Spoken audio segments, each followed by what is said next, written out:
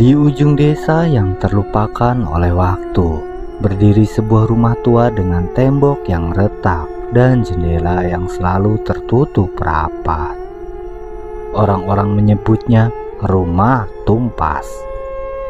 Tapi generasi muda yang berani-berani mendekat lebih mengenalnya dengan nama yang lebih kelam, rumah ketek pati. Tak ada yang berani tinggal di sana, bahkan ayam kampung pun tidak pernah mendekat. Padahal rumah itu dulu indah, milik seorang pria kaya yang tinggal bersama putranya yang kecil bernama Seno. Mereka bilang saat malam turun dan bulan tertutup awan, dari rumah itu terdengar suara garukan dari langit-langit dan isakan lirih seperti anak kecil yang ketakutan. Tapi yang paling menyeramkan adalah cerita tentang orang-orang yang nekat tidur di sana dan bangun dengan jari-jari tangan mereka berdarah. Sebagian bahkan hilang.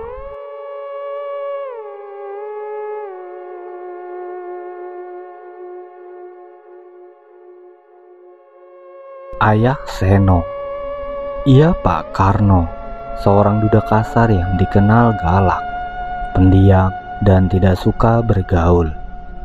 Ia jarang terlihat berbicara dengan tetangga, bahkan ke warung pun hanya datang saat malam dengan wajah penuh murka. Tapi tak ada yang tahu apa yang terjadi di dalam rumah itu, kecuali satu suara-suara tangisan anak kecil yang kadang terdengar lirih dari celah dinding kayu tua.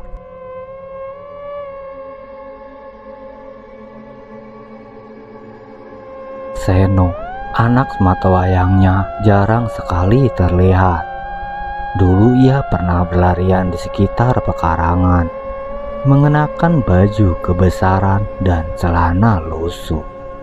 Tapi lama-kelamaan tubuhnya semakin kurus, kulitnya pucat, matanya selalu mengarah ke tanah, dan setiap kali tersandung ia akan memekik sebelum buru-buru bangkit, seolah takut kalau suara kesakitannya terdengar oleh seseorang. Karno bukan ayah, ia monster. Setiap malam Seno dikurung di kamar gelap yang hanya memiliki satu jendela kecil di dekat langit-langit. Dindingnya penuh coretan kuku dan darah kering. Seno akan memeluk lututnya, mencoba menahan rasa lapar dan takut. Kadang-kadang ayahnya akan membuka pintu hanya untuk melemparkan makanan basi. Kadang tidak sama sekali. Jika ia membuat suara tersandung barang, bersin, atau bahkan menangis terlalu keras, Karno akan datang membawa sabuk kulitnya atau tongkat kayu. Seno belajar untuk diam. Tapi diam bukan berarti aman, karena rasa lapar tidak diam, gelap tidak diam, dan kesendirian itu menggigit perlahan.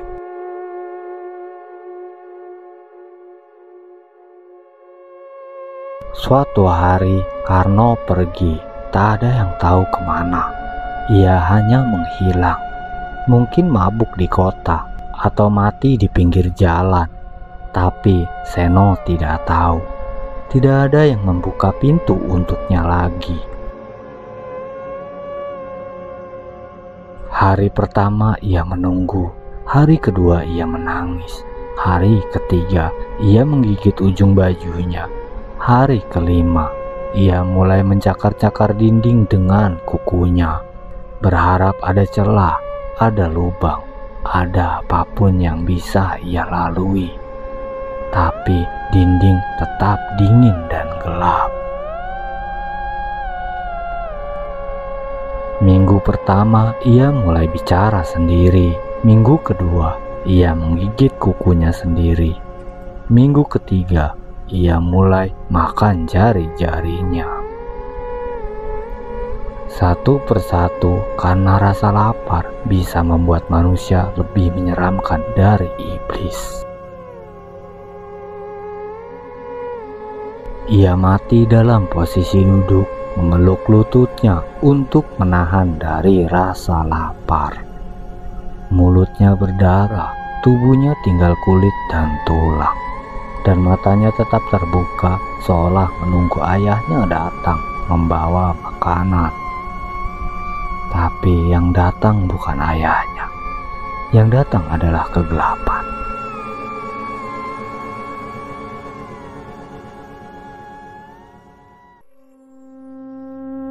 Bertahun-tahun kemudian, seorang pemuda bernama Dodi yang penasaran dengan cerita urban legend itu memutuskan untuk menginap semalam di rumah Ketek Pati. Bersama dua temannya, mereka membawa kamera senter dan keberanian setipis kertas.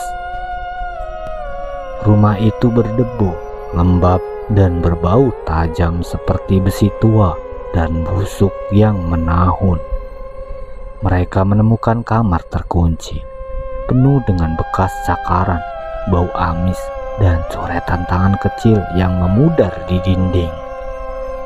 Tapi masih terlihat jelas di bawah cahaya ultraviolet. Dodi tertawa sinis.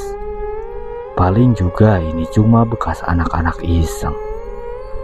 Tapi malam tiba, dan dari loteng terdengar suara.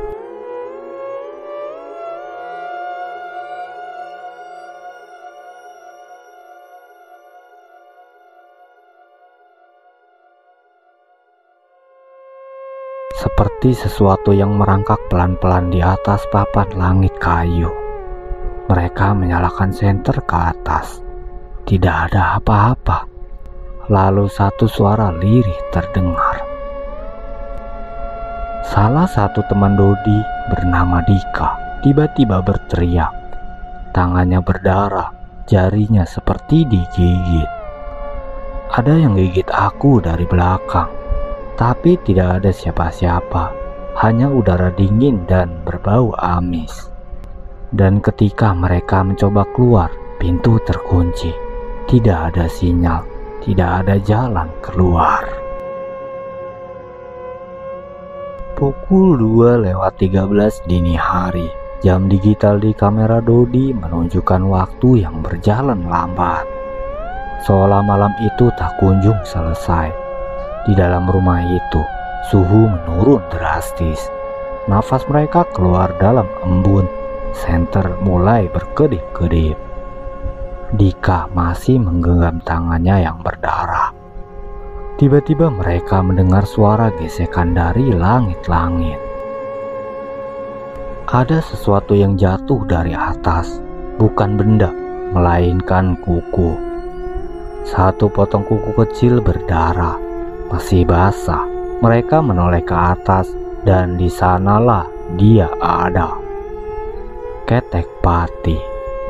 Wujudnya kurus kering, seperti bayangan yang menyatu dengan atap.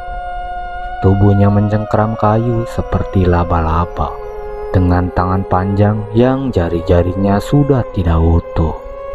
Terlihat matanya kosong, hitam, mengucurkan darah. Cairan merah itu menetes dan menetes, jatuh ke lantai. Dia lapar, ucap Ardi, teman Dodi yang lain. Suaranya gemetar. Ketek Pati membuka mulutnya, bukan untuk bicara, tapi untuk mengeluarkan suara yang tak semestinya keluar dari tubuh anak kecil. Seperti gemuruh dan tangisan yang berbaur jadi satu. Suara yang langsung menembus ke otak, menusuk dada.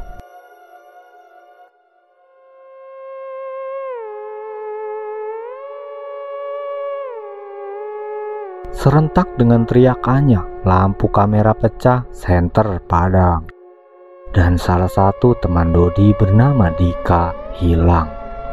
Begitu cepat tak ada suara, hanya jejak darah mengarah ke bawah kolong rumah. Dodi dan Ardi mencoba keluar, tapi rumah itu tak lagi mengikuti logika. Tangga jadi panjang, seperti tak berujung.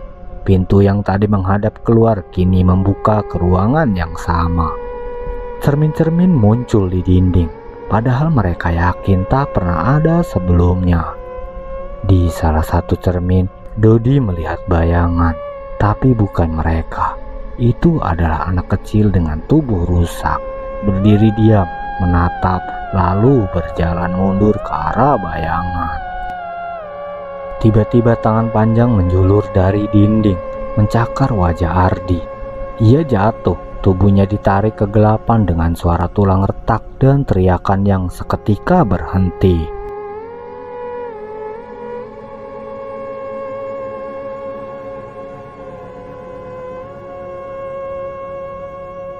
Dodi duduk sendiri kini terisak. Ia bersembunyi di balik lemari.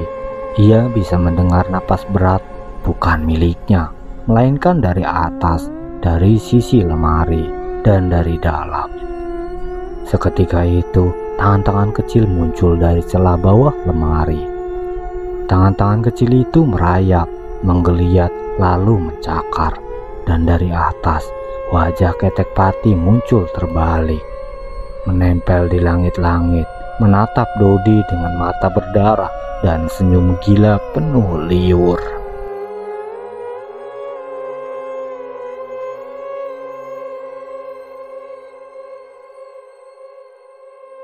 Sampai menjelang pagi tiba, tapi hanya untuk dunia luar. Polisi datang karena laporan warga tentang suara jeritan. Mereka hanya menemukan satu orang.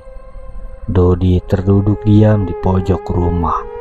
Tangannya berdarah, jari-jarinya hilang 3. Dodi akhirnya dibawa ke rumah sakit jiwa.